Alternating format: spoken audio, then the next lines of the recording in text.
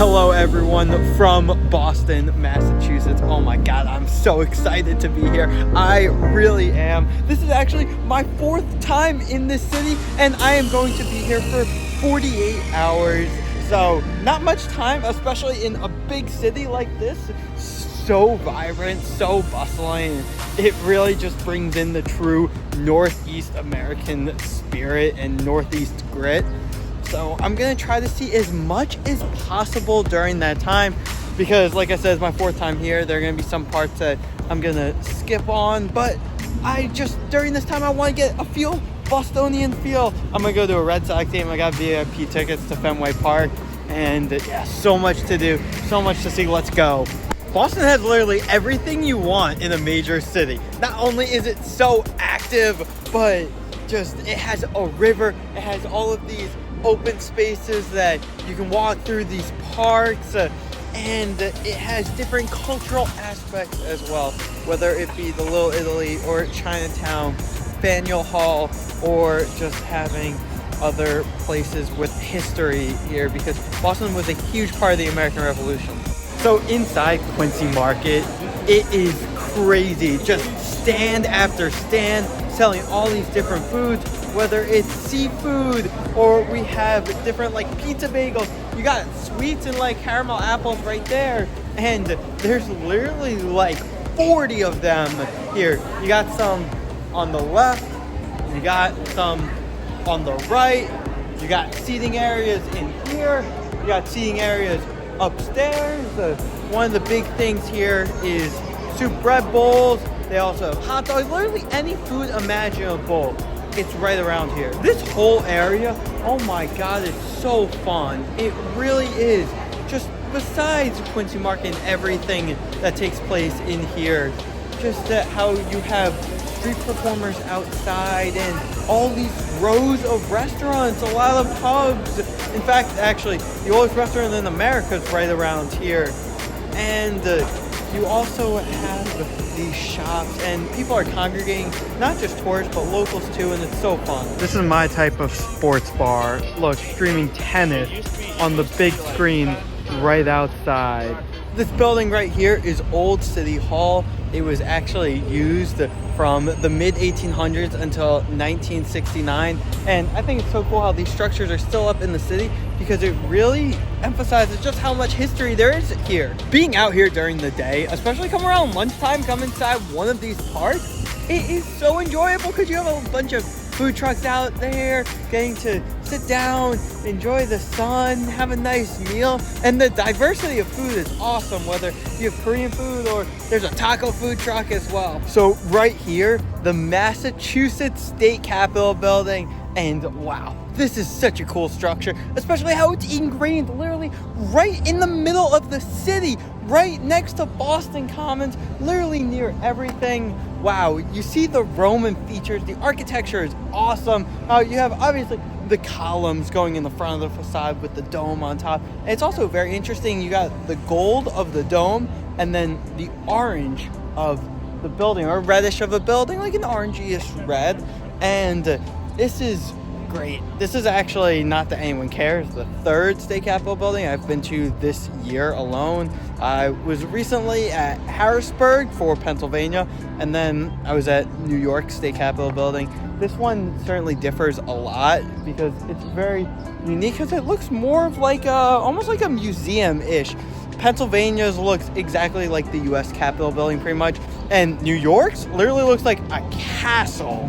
Okay, I think I just found one of the most fun spots. So right here, that's where the Boston Tea Party happened. Yeah, we all know when the colonists went onto the British ship, dumped their tea into this water right here because they didn't like the tea tax that England was imposing. Well, that's the ship, and you got this marina that's right here, some boats, and then obviously a little bit of the skyline. But look at this little park that I'm in right now, right alongside here, and you have live music going on right now. Oh my god, this is so cool. This is so fun.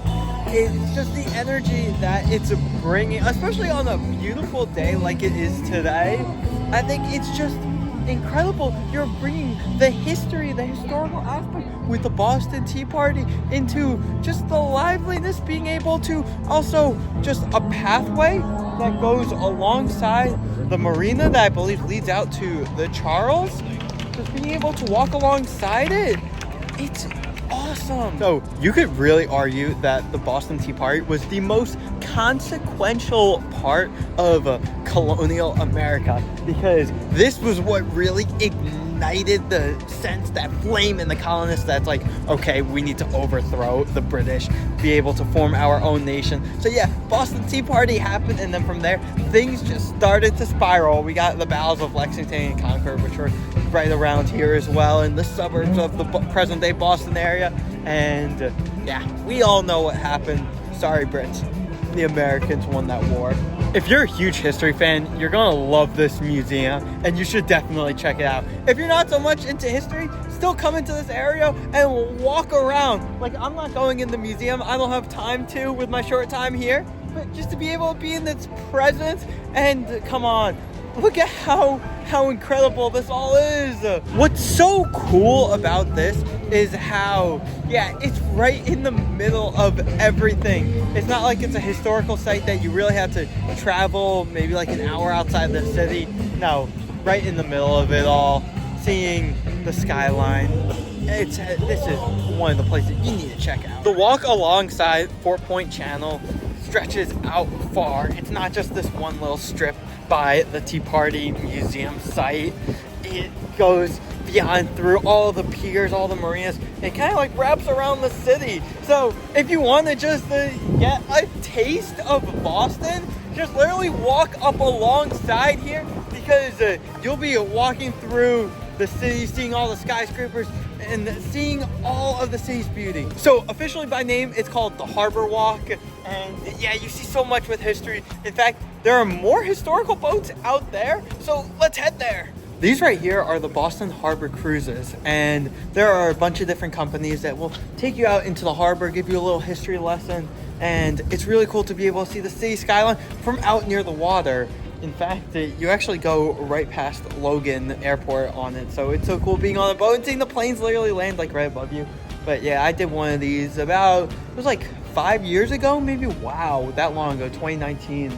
So I enjoyed it a lot, and yeah, I recommend you doing it as well. I did it in winter even when I was here, but it still got a great chance to see everything. Also, learn so much because they give you history lessons on there too. We also have loads of other dinner cruises, different sailboats that you can go and take out, catamarans. So yeah, so many different options. Right now, I'm at the beautiful marina, and this is such a great site. It just brings so much New England energy, because of course you got the water, and you see all the sailboats that are right here, and most of them are pristine white. And just being able to sit here, relax. There's some restaurants alongside this water as well.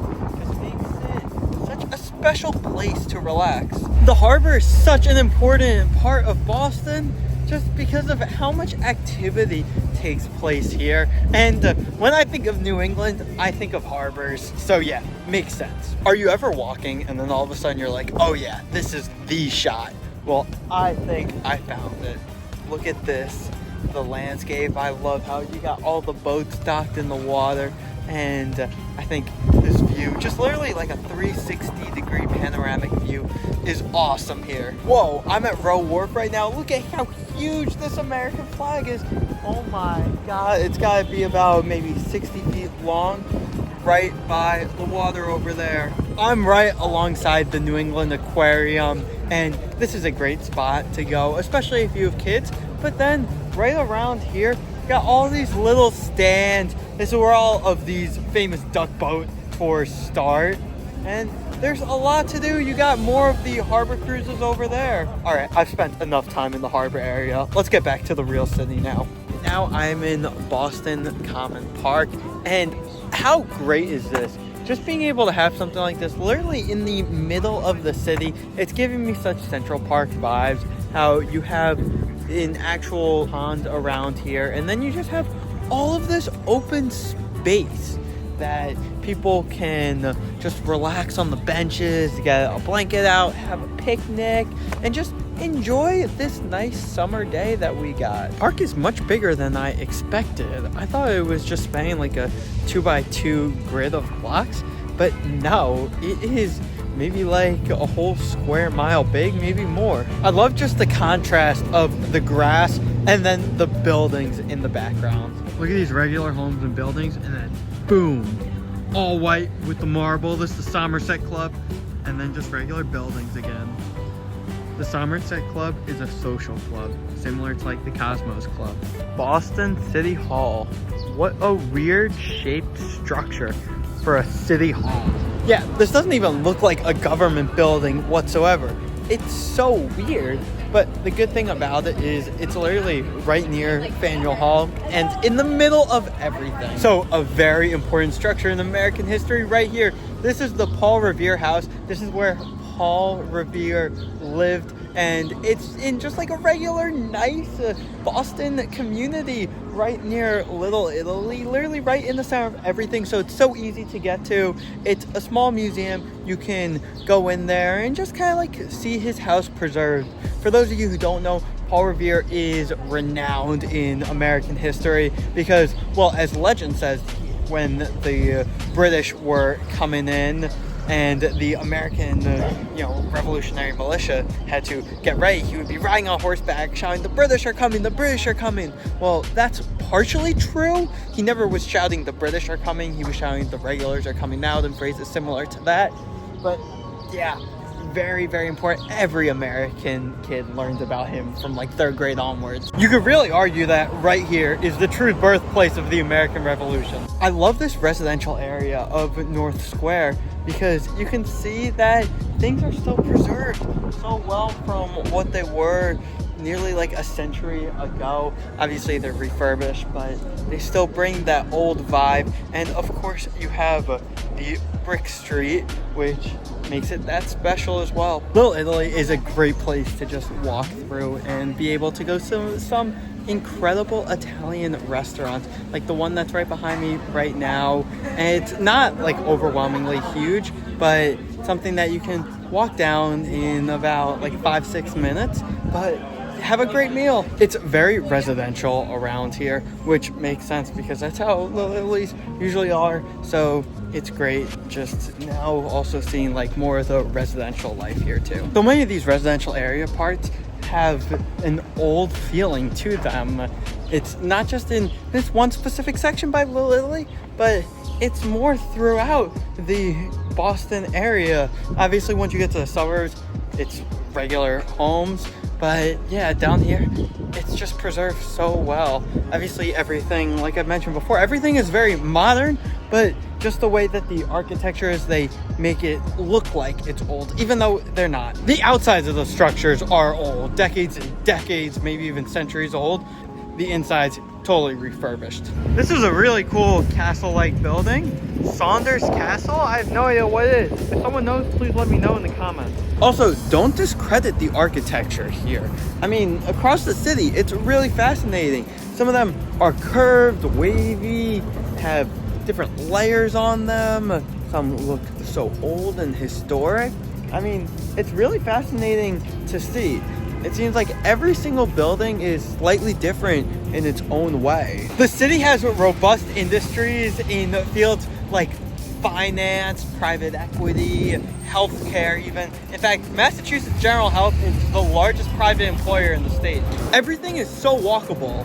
Everything's within like 15 minutes of each other. Sure, there are some places like Fenway that maybe you'll have to take the T to get to. But no, everything, especially if you are in the historic area where City Hall is, all the American Revolution stuff, Faneuil Hall, yeah, you're not gonna need to take any public transportation. These duck boats are everywhere giving tours. The duck boat tours are cool because you're on land in a car, like just a tour bus here, and then these buses actually go in the water and become a boat, the same vehicle.